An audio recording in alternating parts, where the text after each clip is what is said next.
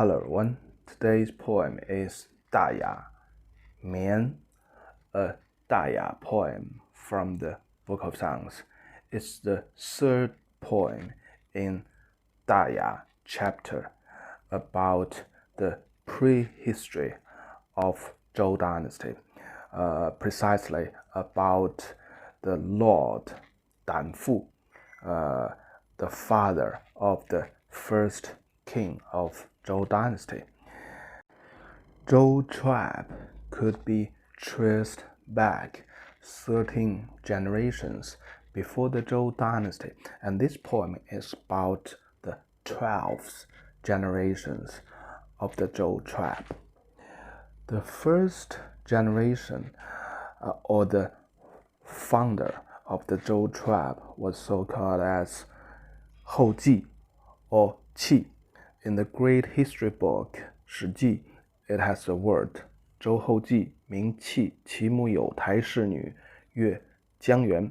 So it tells us his name actually is Qi, which is thrown away, is left out, because he is a son abandoned by his mother, by his tribe. And Hoji, today we take it as a name, but actually it's a title, a position name in the central government.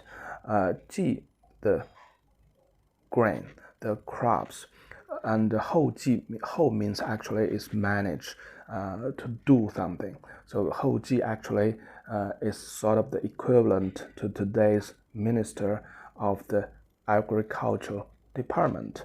So this is also a very, very important characteristic for the Zhou tribe. Their ability, their favor on agriculture actually could be traced down to the very first generation of the Zhou tribe. And the first generation, they lived were quite near to the Zhou capital, of the Zhou dynasty capital. But anyhow, very quickly, they lost the position in the central government, and then his descendants lived among the savage tribe, which was so-called as Rongyi. It could be the nomad people, but basically they have the different living styles, but they are not always nomad people. Some of them, they have tongue as well. Some of them, they also do the farming work. So basically the concept of Chinese started quite early, and it's sort of the living style, cultural things, rather than race, rather than language.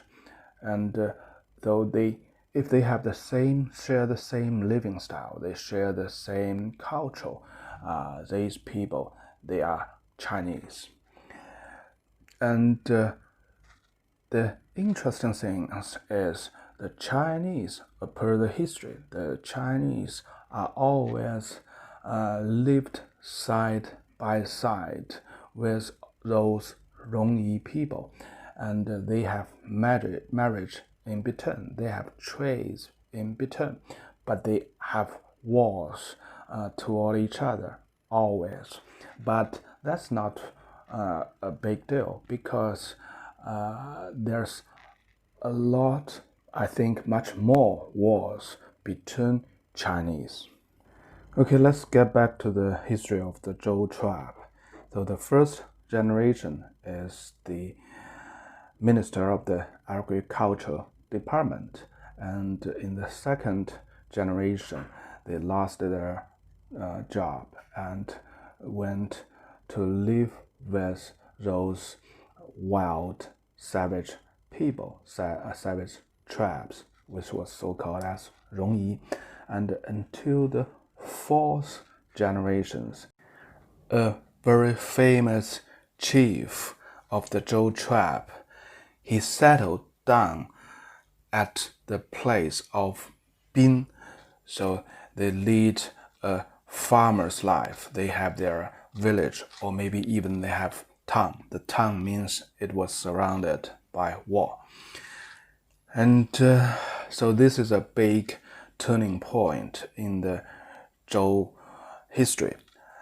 And then many generations has passed until the 12th generation, which is this poem about. The chief was so called as 胆父, and they are invaded by the savage tribe 容易 from time to time, and normally the war is only for the women, for the wealth, but one day the savage tribe demand their land and all the people.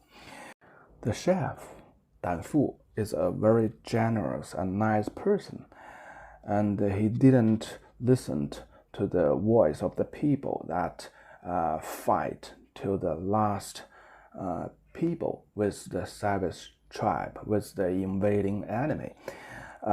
He said, let them have the land, let them have the people, and if I declare the war with them, and of course you will follow me and fight till the last people, but there will be a big loss. Even we win this war, there will be a lot of people be killed. That's the biggest loss that I cannot afford. So the decision is, I left this village, I left this town to another place, and in this way the savage tribe will have all they wanted and nobody will be killed. You can see the words of 胆父 from 史记. So the words is 杀人父子而君之于不忍为. With the war, there were a lot of people, father and son will be killed, and I would never bear it. So finally, the chief, 胆父, he left the place of Bin. You can see the map, and crossed the mountain, crossed the small river, Ju and Qi, the two small river, and finally he settled down at the place of Qi. It's a very, very famous place. This is a place of Zhou Yuan, you will see in the poem. Settled down at Qi, and this place actually is quite near the very original place of their first generations, and from a hypothesis that at this time there are still relatives of the Zhou tribe. They're still living in this area of the very original place of the Zhou tribe. So this could be another key reason that 胆父come to this place and settle down. So he have a supportive tribe not far away, just cross the Wei River. This poem is about this move, about this new settlement. Anyhow, this new settlement is a key story, a key event in the Zhou history, because the generosity of the chef that encouraged all the people in the old town, in the place of Bin, they moved with 胆父 together. The oldest, the youngest, everyone moved with the 胆父. And encouraged by this story, a lot of the other people from other tribe around, they also joined this tribe of Danfu. And so in this poem, you can see that this new settlement is not a very primitive tribe animal. They are a state. They have their temple and they have their military force. They can defend themselves very well. Okay, let's see the poem now. 绵绵瓜瓞，民之初生，自土举期。The first generation of our tribe is from the land of the Ju River and Qi River, like the endless connected melons. This sentence is a little bit reverse in the sequence, so the normal sequence should like 民之初生，自土举期 like 绵绵瓜瓞。绵 today is for Chinese rather like the cotton, the flower of cotton, but the very original meaning of this term means something connected and endless. So the cotton, the flower of cotton has that characteristic, so that was so called as 棉花, the cotton. And melons is a very is a daily fruit for the ancient Chinese, and the characteristic for melon is the melons are connected by the long vine, and the vine is just like the family tree, and the melon is just like the grandfather, the father. The small melons in here, 蝶 means the small melons, is the kids, the sons, the grandsons. So they use the melons and vine parallel the family tree today. And even till today, the character 绵 and the word 瓜瓞 has a very strong implication to the family tree, to the ancestors, to the descendants. So the first sentence tells us very clearly the first generation or the Zhou tribe originate from the place of the Ju River and Qi River. Okay, the next sentence. 古公胆父，陶父陶穴，未有家室。The ancient chief, so-called as 胆父, during his time, people still living in the very primitive cave, and they don't have their family temple. They don't have their ancestor temple. So the character 陶 is just like a bao. So it tells us their house, the shape above is just like a bao, upside down, to cover on the ground as the roof. So this is 陶父. Fu means to cover up. 陶穴, xue is the cave. So at the bottom it's like a bao to stand in the earth. So which means they dig a cave into the ground as the floor of the house. So it's this house, you can see this house in the Banpo Museum in the east suburb of Xi'an City today. It's an archaeology site. I do believe the house described in this poem is quite similar like the houses in that archaeology site in that museum. So basically it's a very primitive living style, a primitive house. 未有家室, 家室 today means a family, but in that time it means the family temple. And the family temple means they are a real state. They have the rights by the blood. They have the sort of the rules and cultures and their society by their blood. So this is a very key indication if they are a state or not. So the first paragraph actually tells us two things.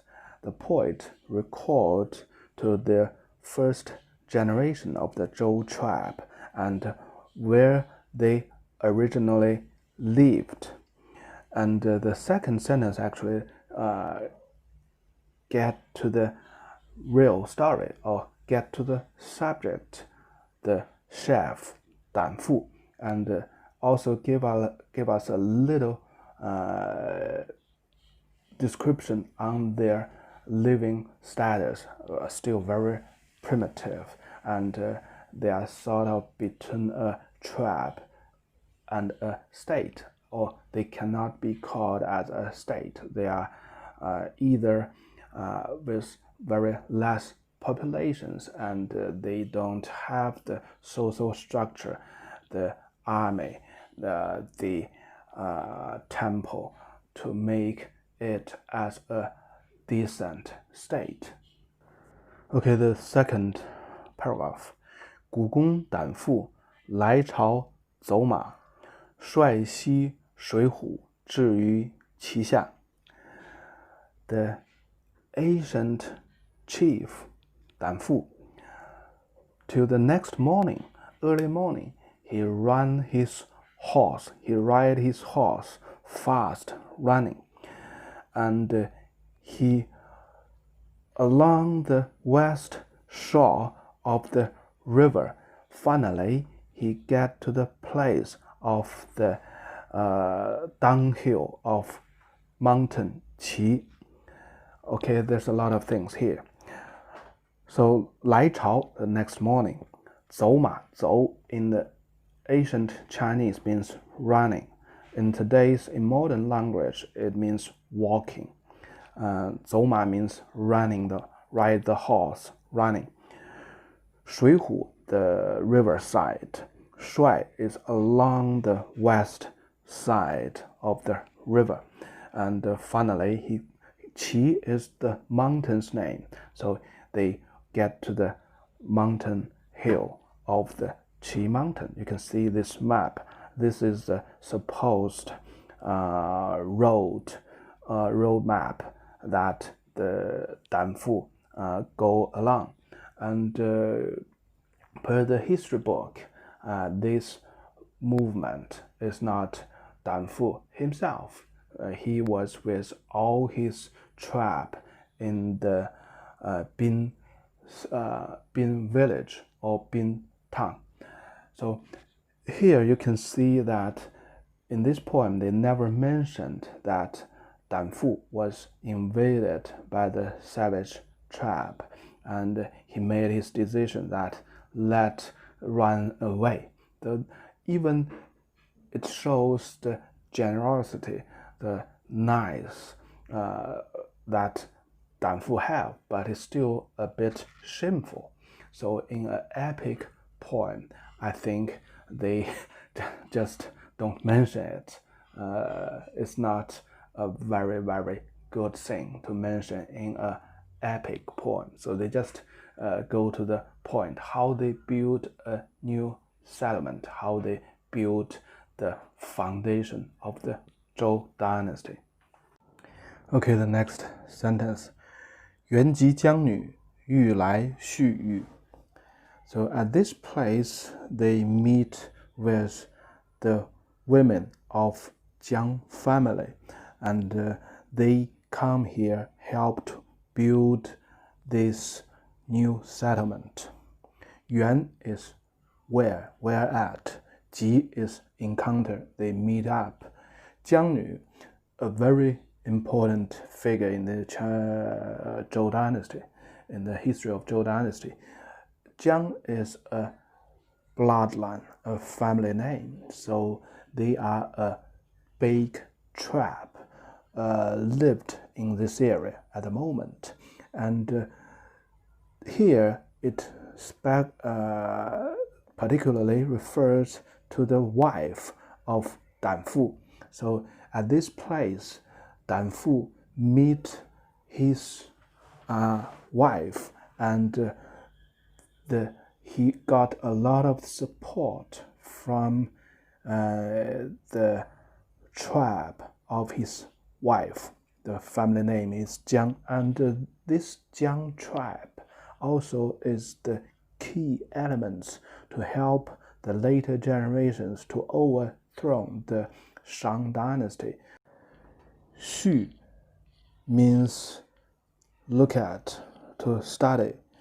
Yu means this space, this piece of land.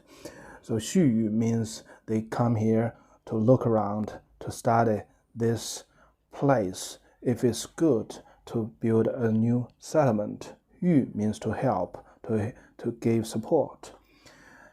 From the character itself, Xu very likely means a ceremony for start a project, a new building, because the lower part, today we call it Yue, actually it means a piece of meat. So the piece of meat, most cases in the Chinese character, means the sacrifice for some purpose, for some god. The second paragraph actually gave us a sense of the real history, that when the chief was attacked by the savage tribe, it was in such an urgent situation. He just ran away in the next morning, and finally he reached to some of the places that maybe he know for quite a long time, because this is the place his ancestors used to rule over here. So he just reached here and meet another tribe, the Jiang tribe, and also he has a girl from that tribe as his wife. Okay, the third paragraph. 周原膴膴，锦图如飴. This land, this plateau of Zhou, it's so rich. The weeds, the wild grass is just like sugar. It tastes like sugar.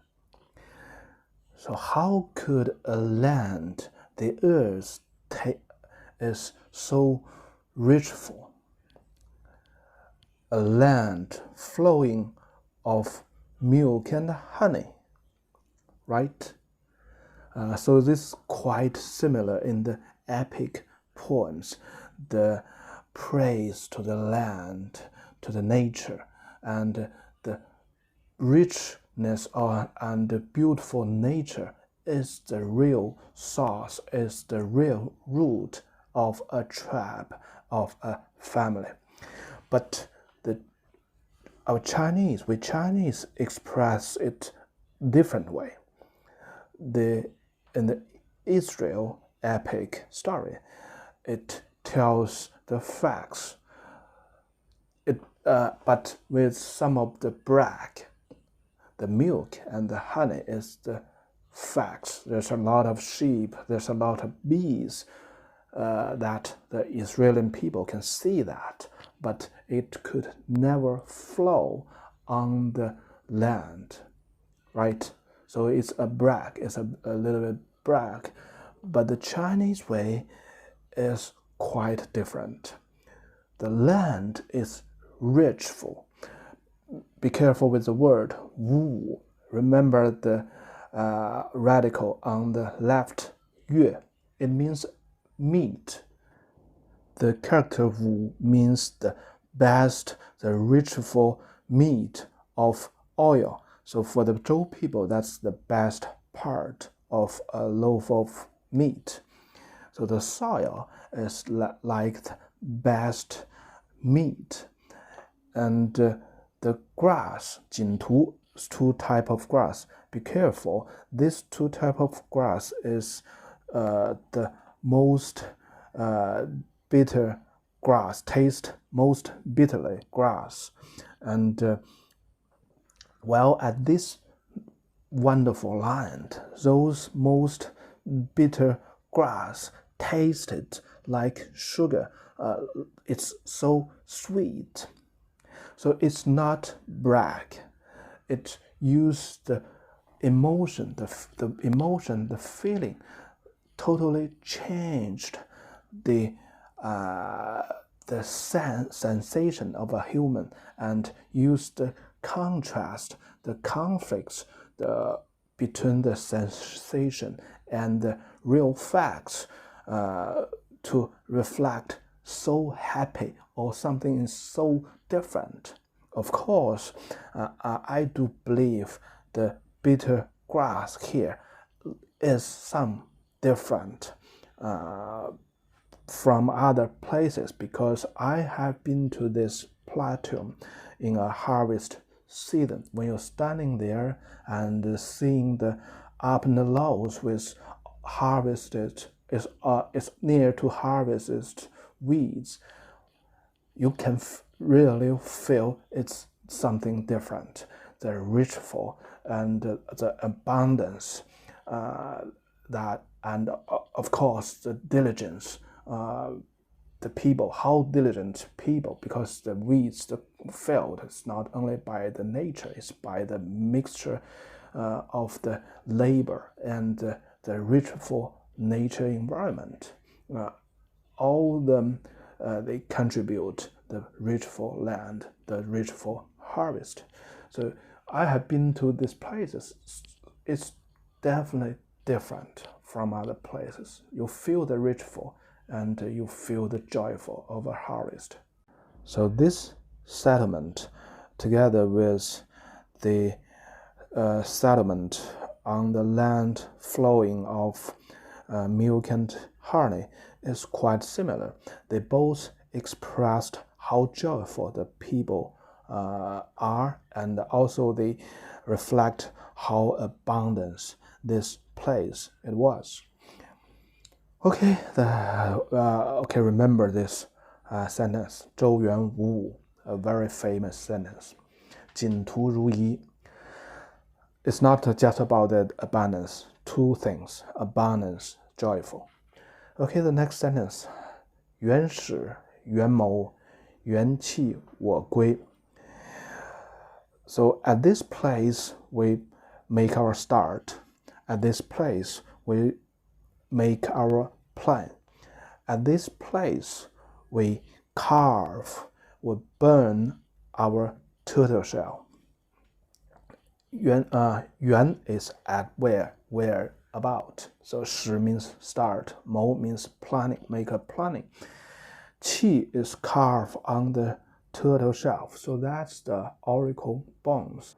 The next sentence, 月止月食注释于兹. So it says, okay, let's stay there. It says it's the time, it's the season, and we can build our temple at this place. So in the last sentence, or in the second paragraph, it says, together with the women from the Jiang tribe, they come here to start to look for their space. And the third paragraph actually is their how they study this place, how they make their decisions. So 原始元谋 means we start from this place and we start planning. And so they make some of the plan. They look at the rivers, they look at the mountains. Maybe they have some of the measurement on the land. And most importantly, they carve on the turtle shell, which is the oracle bones. That's the divination in this time. And this is a tradition from the Shang dynasty. So they use the same divination method as the Shang people. And so the last sentence actually is the result of their study, the result together with the result of the divination. So all the planning, the study of the land, and the divination, the result of the divination tells them, okay, that's the best place. Everything's positive. And let's start to build our temple first. So in the Zhou dynasty, when they build a new town, a new city, they start from building the ancestor temple, and then they build their own house. So the ancestor temple is the first thing to build. So the third paragraph gave us an overview how the Zhou people built a new town. Even it's with very few words, but it gave us the most important steps when they build a new town. The first thing first, to study the landscape, to make their plot, but that's not enough. So with the result of the divination, if it's positive, so that could be a good planning. That tells us it's a good planning. And still it's not enough. They need to check the timing is good enough. So normally the autumn is the time to build a new town, to start a big construction work. So that's the basic key steps when they build a new settlement, a new town. Okay, the fourth paragraph. 乃魏乃止乃左乃右. So I calm down the people. So I let the people to stay. And I go to the left part, or I let them to stay down on my left. I let them stay down to settle on my right. So this is from the perspective of Chief Danfu. So he is the Lord in this place. He make the decision, and then he let the people who followed him to follow his building plan, to settle down. Next sentence. 乃江乃里乃宣乃母. Jiang, the boundary. So here is a verb.